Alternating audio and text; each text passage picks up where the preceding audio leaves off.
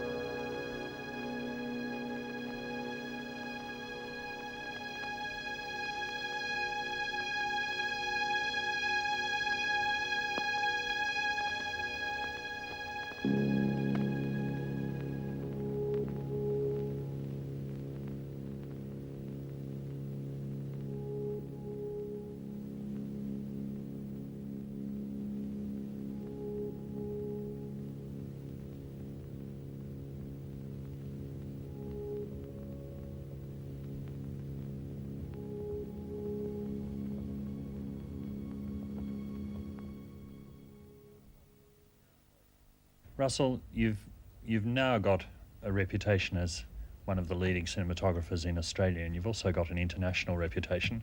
Now, I know that probably doesn't occupy your thoughts when you're working every day, but is it something that you always wanted, or has it sort of dropped into your lap?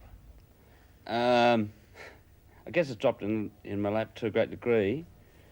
Particularly an international reputation is something I never ever considered. And I guess, I mean, it's always a bit of a surprise to me, but one just keeps on working and working and working. And I'm not terribly career conscious anyway, so I don't really consider it all that much. Yeah. Well, why do you like the work? What is it that appeals to you about it? Well, there are certain elements that I do like working in drama, whether pictures or TV or whatever, is, you know, working with a director, you know, a creative mind, and, you know, perhaps helping him contribute to, you know, create some mood on the screen. Also, I like working with cast. Love working with actors, and also my own crew is like, I get a good team around me, hopefully, and it's just, I mean, I suppose it comes from years and years of doing it too, actually, where I haven't really done anything else in my life, professionally, so it's just like a sense of family, I suppose, getting together in some sort of creative endeavour. Mm.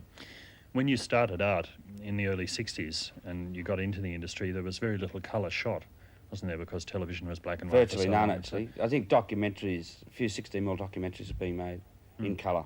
So how did you learn black and white?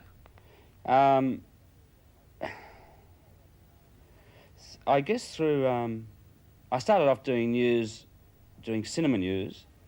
I started off being an assistant cameraman, but then eventually going into cinema news for CineSound, then into TV news, which was still black and white. I guess I learned about the principle. I guess I got a feeling for black and white from watching early movies, actually, or movies of that time.